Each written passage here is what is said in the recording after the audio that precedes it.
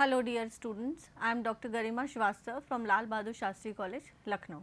Now today I am going to take up the topic of organizational structure and human resource management in the perspective of international human resource management.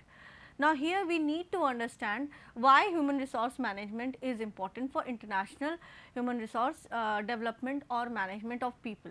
So whenever a company or organization decides on expansion of its operations or activities in the cross border nationals or in the international markets, over there human resource management is a very important aspect. Why?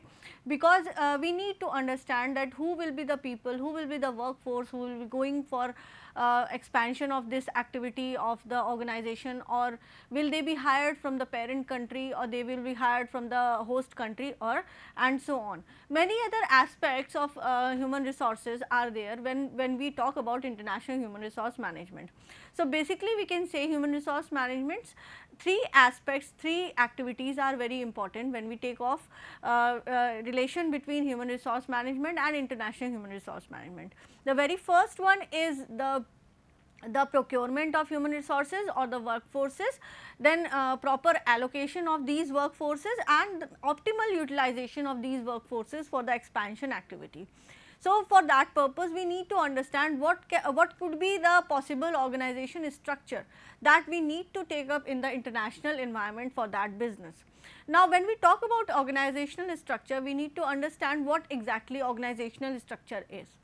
Organizational structure is the framework on how employees work is based on their duties or positions. So, actually the structure of an organization, it depicts the framework, it depicts the network on which the different employees in the organization, they may be divided into lower management, middle level management and the higher level management, how they will be placed in the organization, and accordingly according to this network or framework we can decide on the duties or the responsibilities of the people. So, as we move up the ladder in the organization structure, we can say that we will be vesting people with more of the duties, more of the responsibilities rather than lesser of the more of the conceptual framework and lesser of the physical or manual work. So, here we need to understand that the structure of an organization that we are going to adapt in the international market or international business will be an important aspect. So, organization structure is a hierarchy of the employees and functions which is essentially to streamline the operations and the processes of the organization. Now, of course, everyone cannot be at the same position when we talk about expansion in the different country. Some of the people have to be in the higher level management, some of them will be in the middle level management and some of them will be of course in the lower level management of the organization structure. So, to actually analyze their responsibilities and duties according to their skills and their experience levels, the organization structure will be helping it out. Therefore, it is a critical part of the company as it defines the flow of work, accountability and authority to take decisions. So, these are the three important aspects when we come to understand the organizational structure of any company. So, flow of work, of course, the decisions, the policies, the different instructions, the orders, they will always be moving from top to bottom in the organization structure. Similarly, we can say that certain kind of suggestions, then recommendations or some feedbacks, they will be moving from bottom to top to the of the organization structure. Similarly, accountability, as we move up the ladder, the responsibilities increase and so the authority of the people. So, when we vest more of the authority or responsibility to the people in the higher at the higher level of management, they are more accountable for their decisions in the organization. Similarly, if we see the authority, of course, when we move up the ladder, the top management, the authority to take decisions in the different critical areas of the organization are moreover vested in the people who are placed at the topmost level of the organization. So, here we are having a diagram of organization structure where the topmost management person is CEO, and then we can have middle level management, that is manager of production and manager of marketing. Then we can divide the last two rows in the lower level management, where we have foremen of fabrication and assembly, and in the marketing section we have sales officer B and sales officer B, then again the workers and the salesperson. So, this is actually the organization structure of an example of an organization structure of a particular company. So, of course, we can see that CEO will be vested with more of the responsibilities, more of the accountability, rather than as compared to the workers. They will be given more of the manual work, training will be given to them, and they will be given orders or instructions that how the work will be done by them. Then now, once we have understood the organization structure in an organization, it is important to understand how organization structure is related to human resource management. So, when we talk about organization structure, we talk about authority, we talk about responsibilities, duties, the flow of work, the flow of decisions, the flow of the work done by the people at the lower level management. So, of course, the relationship can be developed over there.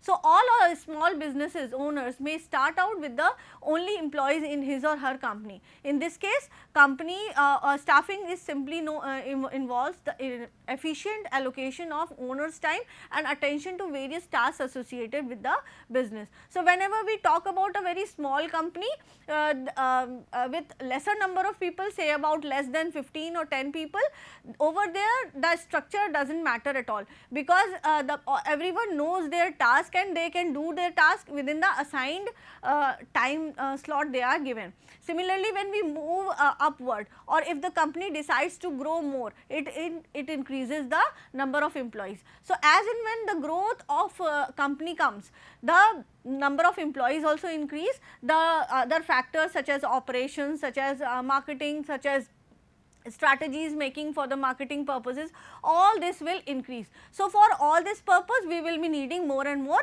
employees. So, more and more employees will be hired, and then it becomes useful when we explicitly expand the organization's operations outside the nation. Then again, if the company extends its operations moreover to overseas nations, other countries, it takes on additional complexity as the decision becomes very difficult. Over here, many other problems or many other issues also come into play, such as global or local product designs, local responsiveness to the individual market, then cross border financing. These are the basic three aspects which come into play when we talk about the expansion of the company overseas. Now, whenever we see the international side of the business as it grows, many of the companies conclude to a reorganization of some type of organization structure. So, we cannot follow the same structure of the organization as we were following in the parent company. So, as and when the company grows in the international market, then over there we need to reorganize the organization structure again according to the responsibilities, the flow of work, the duties that has been assigned to the people in the organization structure.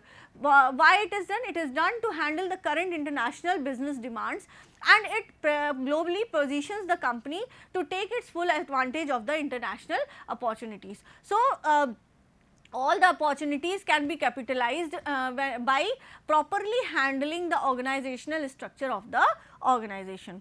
Now, over here we have several common international organization structures that we need to understand for an organization. So, an organization can take any of the following types of structure so as to conduct or so as to carry on its activities in the overseas market or overseas plant. Then comes the very first one, that is the international division. This is the first type of organization structure that an organization can take up when it expands in the international business. You can say international division is the most simplest of them all, because what happens in the international division, the company just divides the basic international business activities into its own division. That means it keeps its parent company, its parent market in a separate order, and it divides the international aspect of the business in a separate head. So, over here on the right side you can see the the diagram that has been given over here. The CEO is the at the topmost level. We have the 4 major departments that were running in the parent company, that is finance, marketing, production and HR. Now, when the company expands in the international market, over there we can have a person, VP, vice president, who handles the international operations. Now, that means this person is whole sole responsible for all the types of operations that are being going to conducted in the international market. Now, this international operations can be conducted in any of the countries outside the parent country. Over here the examples are of France, Japan, Egypt, Austria and Argentina. Now, you can see the basic characteristics of international division, grouping each international business activity into its own division. That means you will be keeping it separate from the activities of the parent company, and the subdivision will be following its own suit according to the decisions taken by the vice president international operations. It creates a critical mass of international expertise. Now, of course, when we have a separate division of international operations where people are only handling international operations and issues, the people will be more and more expertised in this particular area. So, by this we will be creating a particular niche of people who are expert in the international operations. Then it creates quick response to the environmental changes, enabling them to deal with the different market. Now, these people because they are not handling any kind of domestic market, any kind of parent company issues, parent market issues, they will be whole sole responsible for different issues that come up from the international market. So, they can devote their full time towards the issues that come up from the international market. So, the response will also be quick. Then it prevents duplication of activities. Now, if of course they will not be handling any other activities of the parent country, they will be just handling the activities of their own countries respectively. So, the duplication of activities will be reduced. Often struggles to get resources from domestic division. Now, of course, if we create another international division, sometimes it becomes, because of this rigid kind of organization structure, the help from the parent company or help from the parent domestic market does not comes to the international division at all. So, this structure is most suited for multi-domestic strategies that demand little integration and standardization between domestic and foreign operations. So, if we have a limited number of products or if we have a limited number of services for the international market, we can create this kind of international division. Now, if the number of products, if the number of services increase in the international market, this kind of organization structure will not be helpful, because a lesser number of resources will be there will be no help from the parent company. So, in this case, in the case where the number of products or the services are more, we cannot take up the international type of division. The simplest start for many organizations is to adapt what is known as international division. It has some of the advantages. The international division is effective in consolidating international activity under one area of responsibility. Such a division develops international expertise that can serve all the areas of organization.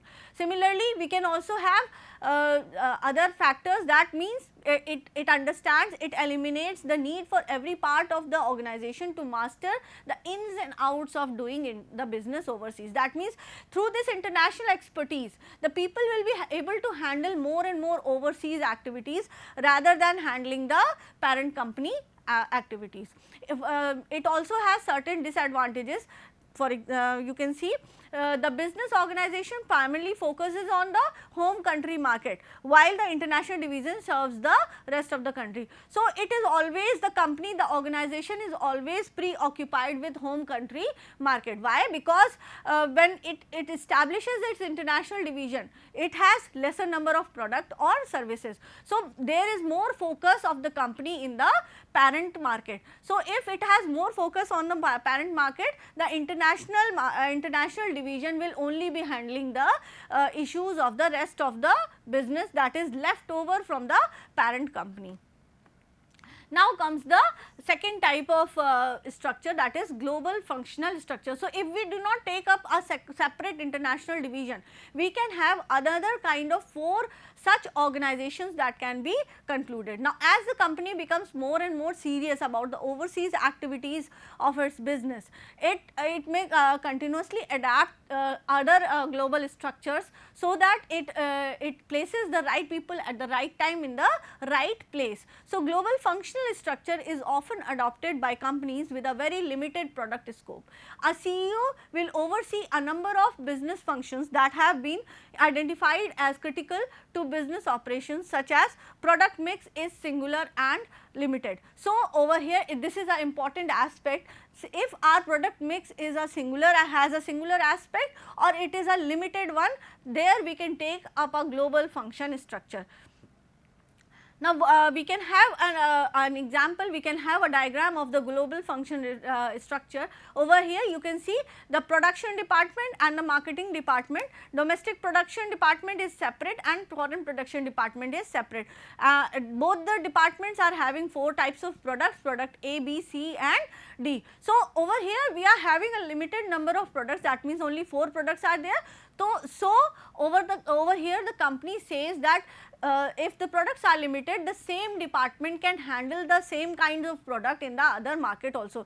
Just the difference is what? You have to just separate the product division, you have to separate the production of the foreign market from the domestic market. So, if you are having limited number of products, you can always use global functional structure. Now, some of the advantages: economies of scale can be achieved by grouping these resources. Now, of course, economies of scale will be achieved. Why? Because the cost will be decreased. Same people, same resources who are sitting in the parent company may handle the production function from the parent company for the host country. A central human resource function. Now, over here, because you are not establishing a separate international division, there is a centralization of all the functions that are being there. So, you can see over here the production function is centralized at the parent company, and it has the domestic production and the foreign production. Similarly, the marketing production is centralized at the parent company, and it has 2 divisions, that is domestic and foreign division. So, a central kind of human resource functions is always established. A functional organization always enables the organization to standardize policies, practices and procedures. So, if a centralized kind of system is there, you can always say that we have a centralized policy or practice for that particular process in the organization. So, if there are no discrepancies, the conflicts will be lesser in the organization. Similarly, we have certain disadvantages over here. The primary focus is on the business functional activities. So, it will distract the organization from certain other specific production requirements, such as customer needs, geographical discrepancies, which are not being considered under functional structure. Now, we have the second kind, that is global product structure. Now, global product structure, as the name suggests, division of the company, division of the organization structure on the basis of the product. Now, you can see over here product A, product B, product C, product D, product E, all these 5 kinds of product are there, and then we have divided them on the basis of different countries. So, basically over here the base of the division of organization structure is the product itself. Now, why do we take global product structure? When the organization has more and more number of products, say in the last example we were having only 4 products. Now, suppose we are having 5 products or 10 products or 15 products. So, if the number of products are more, we cannot divide the organization on the basis of function, because the same set of people will not be able to handle 15 kinds of products in regarding of your production facility or regards of your marketing facility. So, over here the division has to be done on the basis of product. Now, first product will have its own all kinds of departments, product B will have all its own kind of department. So, a global product structure is often chosen in the companies with an array of diverse product lines. Now, each product line is assigned to its own organizational unit, so that decision making becomes easy. and the customer who will be targeted. Now, of course, for every product we will be able to target every other kind of customer who will require this product. Now, advantages of this kind of structure. The main advantage of product structure is that it focuses attention on the single product at one time, and of course, who are needing the product. That means, the product can be developed according to the needs of the market. So, if France is having a specific kind of need of the customers, the product can be developed according to that particular need of the customers of that country. So, it will be helpful only when the company is having a number of products in that particular country.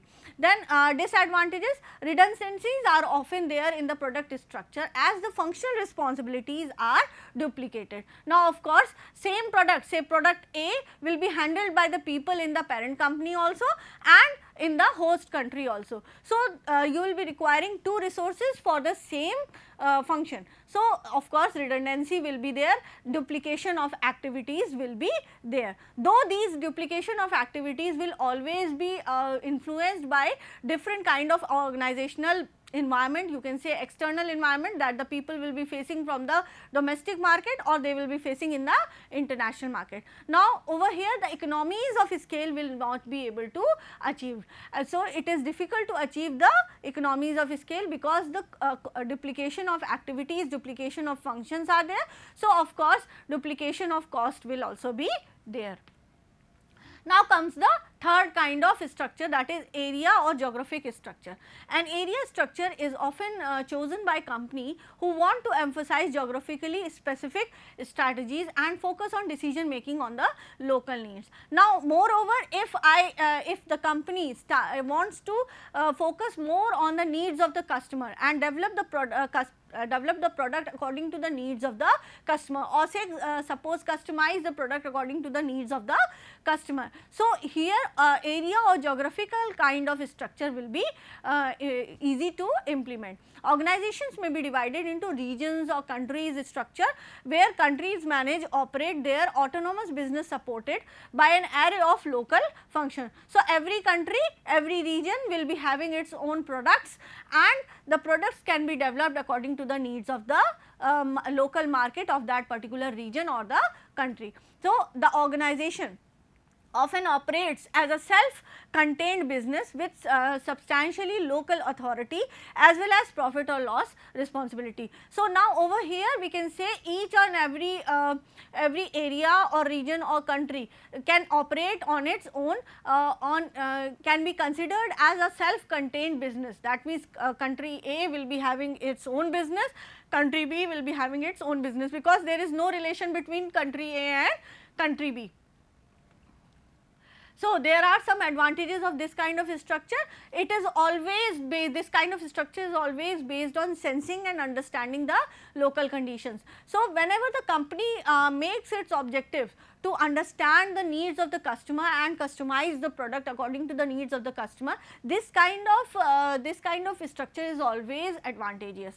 Secondly, we can say policies in areas such as human resource management can be tailored to meet the needs and expectations of local employees. Now, product mix and design can be optimized for local conditions, and the organization can respond more quickly to the changing circumstances on the ground. So, if we work on this kind of structure with the change in the needs of the customers, with the change in the need of the external environment, we can change the product. So, it will be easy where the external environment is very much dynamic, very much changing. So, over there this kind of structure can be taken up. Now comes the disadvantages.